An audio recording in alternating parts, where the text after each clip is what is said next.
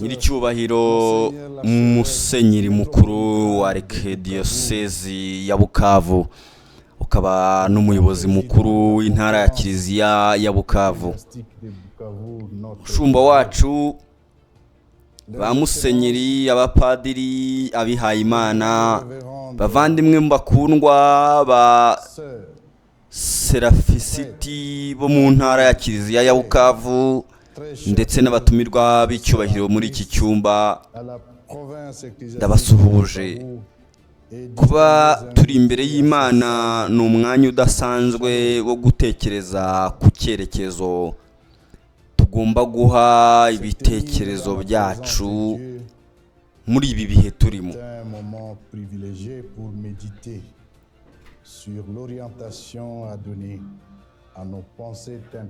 Mu izina rya bagenzi banjye no mu izina rya Life 123, ndishimye cyane kuba naratumiwe muri uyu muhango w'agaciro.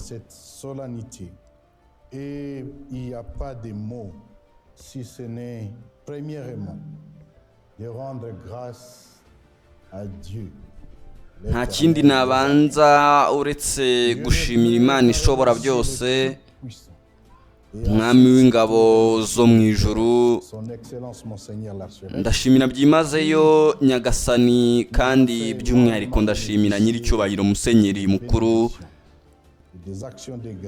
watugabiye imigisha ye muri ibi bihe byose byo kwizihiza ndetse no kwibuka. Toutes les fois que je me retrouve devant les princes de l'Église universelle, une sainte et catholique, je me sens apprivoisé, approvisionné en béatitude. Ce qui était aussi ku giti cyanjye buri gihe mpagaze imbere y'abatware ba Kiliziya Gatolika imwe ntagatifu kandi y'isi yose, ndumva nuzuye amahoro, imigisha n'imbaraga zo gukora ibyiza, nk'uko n'inkuru nziza y'iki gitondo yabitwigishije. Nyiricyubahiro musenyeri mukuru, mu izina rya M23 mfite icyubahiro cyo kubizeza ko tubari hafi kandi dukomeje kuba abana banyu mu kwizera. Twese tuzi ibigeragezo n'itotezwa Kiliziya iri kunyuramo muri iki gihe ku rwego rw'igihugu, guhagarara ku ruhande rw'abaturage b'Imana, ku ruhande rw'ukuri no gusohoza ubutumwa bwayo bw'ubuhanuzi mu bwigenge, mu kwicisha bugufi no mu budacogora. Niba nemerewe kuvuga ijambo rito ribatera imbaraga, nasaba mwebwe ba data bacu mu buryo bw'umwuka bateraniye muri iyi nama y'abepiskopi Gatolika ya Kongo, kutazigera mwibagirwa ko ibyiza by'ibikomeye byose bikiboneka muri iki gihugu bibaho kubera ko mwitanze mukadutoza ukwemera, ubumenyi, indangagaciro z'umwuka n'iza Kiliziya, kuko nta terambere ryabaho bitabayeho.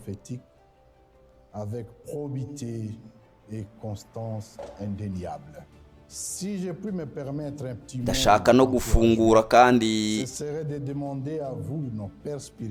agatangazo gato nagiranye ibiganiro n'abepiskopi bacu, de ne jamais perdre de vue que tout ce qui se fait de louable et de sublime dans ce pays l'est encore uniquement parce que vous avez constaté. Babwira ko mu rugendo rwanjye nk'umukozi mpuzamahanga nagize amahirwe yo gukorera mu bihugu bitandukanye ndetse no kubona ibintu byinshi.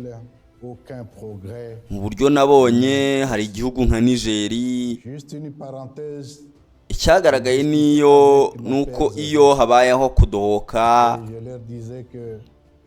cyangwa kuyobora ku ruhande rwa politike, en tant que fonctionnaire international, j'étais dans certains pays.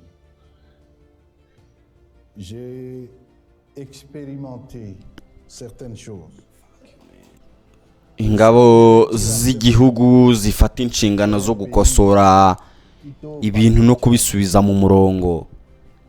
Si ukuvuga ko ari urugero rugomba gukurikizwa, ariko ni isomo rikurwamo nuko mu gihugu cyacu uru rwego rw'uburinzi rutagikora neza nk'uko rwagakwiye. L'armée s'est toujours positionnée comme le grand rempart.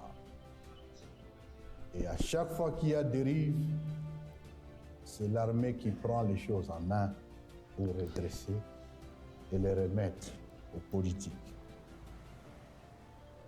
Est-ce que c'est un exemple?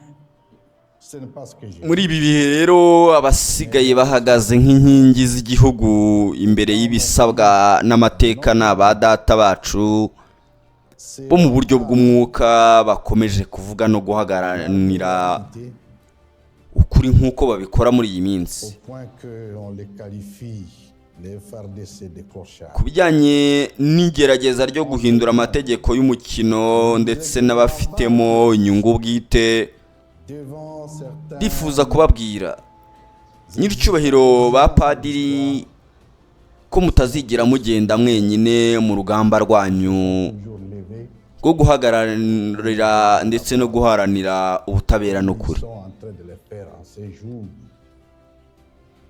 Twe intama zanyu turi amamiliyoni mu midugudu, La turi tentative d'échanger muri les za paruwasi za diyoseze n'ahandi hose. Mujye mumenya ko amagambo yo kubatesha agaciro cyangwa par ayo kubacamo ibice adukomeretsa cyane.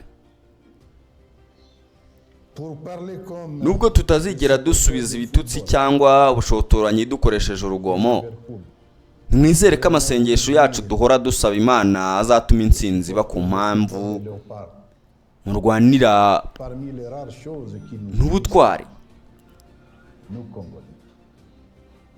Parmi les rares Ku nama zinyuranye nyiricyubahiro musenyeri mukuru wa Bukavu yaduhaye ku bijyanye no gushaka amahoro dans la binyuze mu biganiro n'ibikorwa imbere mu gihugu, bien entendu, il y a l'hymne national. ndashaka kubibutsa ko umuryango wacu wahoraga ushakisha uburyo bwose Particulièrement pour bushoboka bwo kugira uruhare mu gukemura ibibazo byacu mu mahoro. l'archevêque. Excellence. Turi abana bacu mu buryo bw'umwuka. Vous ne marcherez jamais seul. Inama zanyu z'ubushishozi nizo zituyobora kandi tubyishimira cyane. C'est compte en myriades dans les localités, Nk'uko mwadushishikarije gukomeza kubamenyesha aho ibikorwa by'amahoro bigeze, chevêchés et partout ailleurs.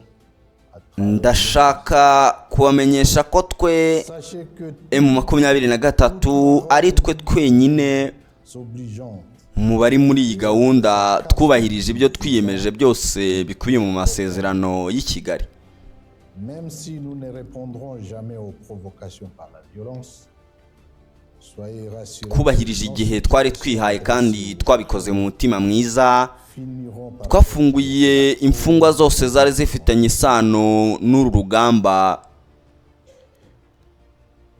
déférant aux sages conseils que son Excellence l'archevêque métropolitain de Bukavu nous a adressés par rapport à la possibilité de rechercher la paix dans des forats tenus. Kandi turacyategereje ko Kinshasa nayo Rappeler Excellence yubahirije insingano zayo zirimo kurekura imfungwa no kubahiriza agahenge. susceptible de concourir à la résolution pacifique et politique de la crise.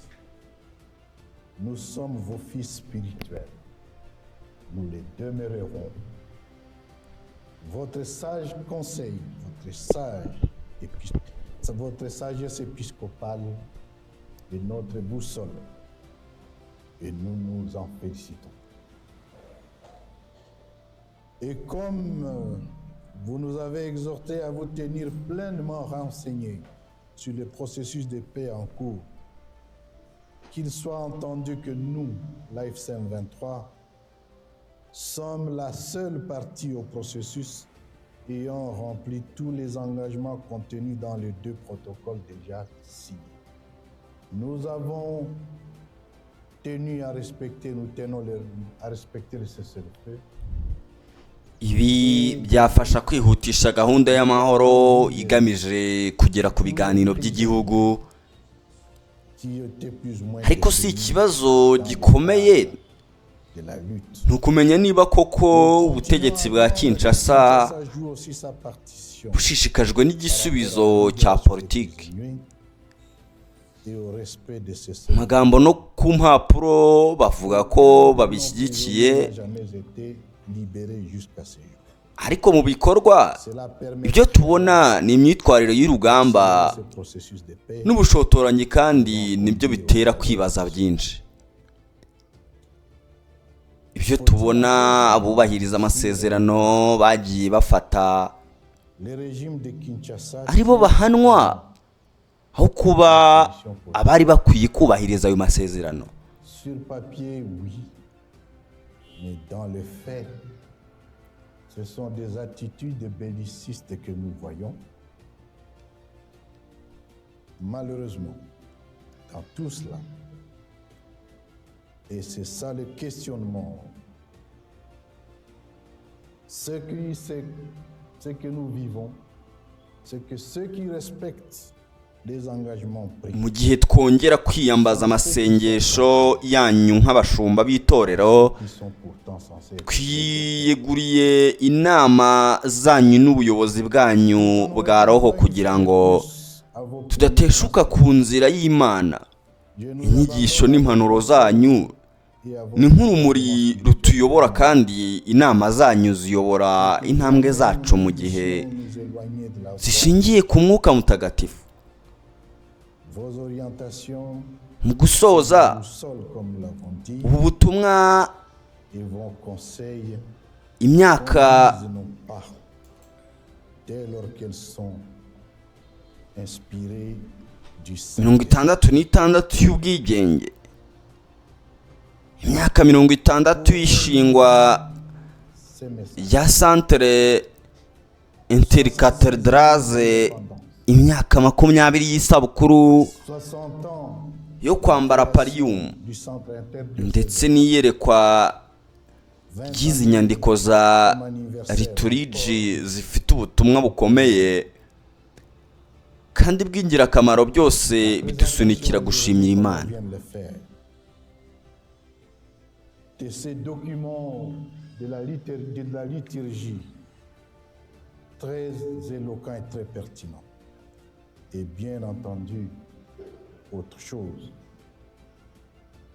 Il n'y a pas de mots plus forts que de dire nous Nta jambo bénissons rikomeye kurusha kuvuga ko dusingiza Imana, grâce. Et nous tuyishimira demandons de bénir la kandi province tuyisaba de Bukavu, guha umugisha qui fête intara ya Kiliziya ya Bukavu, du Pallium, Arkiyepiskopi wacu wizihiza imyaka 20 yambaye pariyumu, République démocratique ariko cyane cyane guha umugisha Repubulika Iharanira Demokarasi ya Kongo. que Turizera ko amasengesho y'abakristo ahora ashyirwa sont là en permanence, imbere azafasha kugira ngo amahoro agaruke, que la Kongo yongere kubona ubumwe n'ubwigenge n'ubwiyunge, kandi recouvre son unité igihugu gitangira urugendo rugana ku iterambere ryaryo. enfin dans le chemin Murakoze. de son développement. Je vous remercie.